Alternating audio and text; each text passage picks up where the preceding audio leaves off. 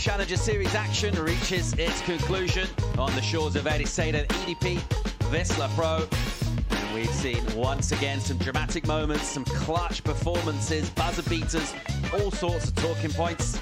Welcome to the post show where we'll break it down for you. We've got top 5 moments, we've got EDP wave of the day as well to bring you before we get into all of that stuff. Monday, big takeaways from today, big thought. Massive thought. The women's surfing is just increasing and improving every time I watch it. The performance levels are going through the roof, and these young surfers from all the different countries are blowing my mind. Alves, you've been enjoying what you've been watching today? A lot of talent in the water, great day, glassy conditions, and really good performances. Yeah, and we talked about this wave as well, and let's give a little shout out just to the wave itself, because yeah, the swell hasn't been quite as big and as meaty and as impressive as what we've seen on forecasts in previous years, but super consistent throughout the day, still offering opportunity for scores for 4 surfers in the water. Look, we can talk about, I think, level playing fields, and all surfers in each heat get ample opportunities, and if that's what happens, then the best surfer wins, and that's all we can ask for in a competition wave in my eyes, and it delivers time and time again. Yeah, it's been really impressive to see all of that go down. It was a tricky last heat of the day. Daniela Rosa's a clutch performance from her, turning that heat 4th to 1st. She's with Goanna. Absolutely. I mean, there was a lot of waiting in and out of the water. How did you manage to compose yourself there at the end? It was a super tough hit. I knew it. Like, I always surf with Summer in the regional, so I knew. So it's like super rank right now, and I'm just trying my best. It wasn't really the year I would have wanted, because I started pretty bad.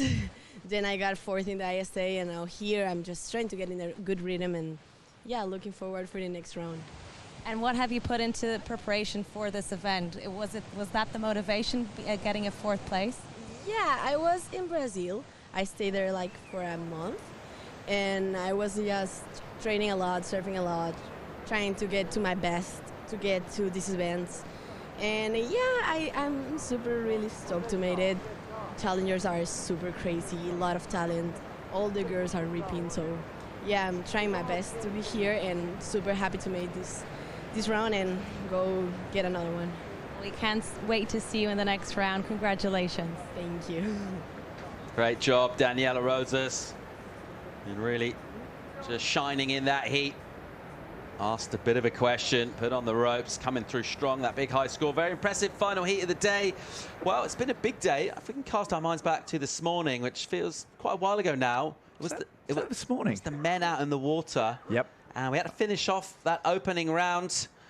Let's get into our top 5 moments of the day. Going back into that men's round, and the first one of them, well, our 5th moment. Wow, some of the men's performers, we've seen them shining out in events coming into this one, and we wondered what they're going to bring in Portugal. This man right here, he brought that level, that impressive entertainment once again at Ribeira. Yeah, Ethan Osborne. Yeah, you know what, it was a bit of a slow start of this heat, but once he found his groove, he really started to open up. Dynamic surfing, absolutely. That black board looks great. He's number 10 on the Challenger Series rankings, and there's a reason for that, because he's got a lot of spice. He's got unpredictability. We know about his air game. He didn't need it today, because he's got these all sorts of manoeuvres in his locker. And as he just progressed, as he got more confident, he just looked really dynamic. He's had some really big results.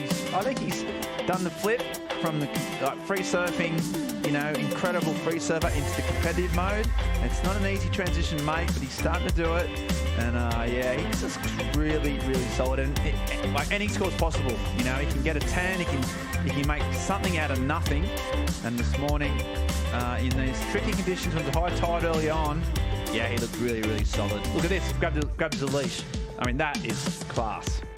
Yeah, full flow there from Ethan Osborne. Well, a surfer on the wrong side of the mid-season cut. He'll feel that he's got some unfinished business with professional surfing in 2022. Fioravanti, cool, calm, and collected, Chico.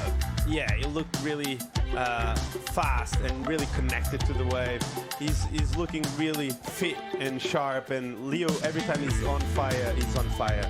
He delivers, and this wave just goes to show he's one of the best in the world, and he's here to win. Leo is really competitive, and this wave goes to show how complete he is, really fast and spicy. he just never looked like losing, did he? He came out of the guns, out of the traps really fast, and he just put his marker on the heat as just real class. The experience showed. He never looked like losing, and yeah, you can see he's got some steel, and he wants to win this, and well, he'd be one of the favourites to do so. Yeah, I think he's right up there with Kanoa. I think he's put into performance that it's a WCT performance, and yeah, Leo Fioravanti there with a great show. Well, moment number 3 featured a ding-dong battle between Bronte McColluch and Caity Sanchez Orton. This one, high entertainment factor, Ben. Yeah, this is incredible heat. You know, we saw Bronte. She had a bit of a slow start, but then she just started going through the gears. And once she got a rhythm and got her confidence, her backhand was incredible, really strong. And that was the first wave she had. Okay, she's got a mojo back.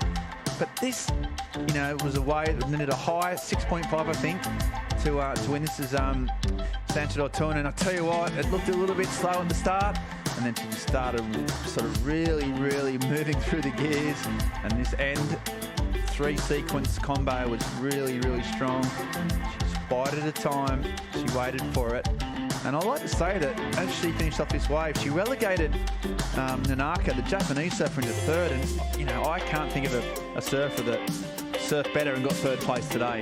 That's how good this heat was. The scores were incredible, so many big numbers, and you felt for the Japanese surfer, but it was deserved because both Bronte McColluch and yeah, the back surfer, they were just too strong. And look at Bronte just warming up. That's why she's number 7 on the Challenger Series rankings. She's been consistent. She gets a big result here. I think she's a long way to getting back on the CT, and I, for one, think that's absolutely where she belongs. Yeah, I think this was the 6.7 Garazzi did. I liked this wave. She got a bit more aggressive down the line, and every time Garazzi does that, she puts in good performances, and these last few turns were amazing. That one really vertical, sliding the tail there, and finishing it off really well for Garazzi with a clutch performance. So amazing performance for Garazzi Sanchez. All right, well, our next moment featured our ratings leader from the Challenger Series, looking very relaxed coming into this. She had a tough heat to surf, maybe didn't put in the absolute commanding performance, but nevertheless, when you're this good, you can maybe not quite be at your very best and still look very impressive indeed. Yeah, absolutely. She took the time to warm up, and it wasn't a particularly high-scoring heat, but as the heat went on, she just started to show her class. I love that turn, one of my favourites of the whole day. Just, you know, it wasn't explosive, but it was just shows exactly what this young woman has in her locker. She's one of the bright sparks of professional surfing, and you know, she didn't go absolutely mad today, but she shows that I reckon come next weekend, come finals day, she's going to be there or thereabouts. A great talent, and just great to watch. So yeah, great surfing from Caity. Bettylou Sakura Johnson.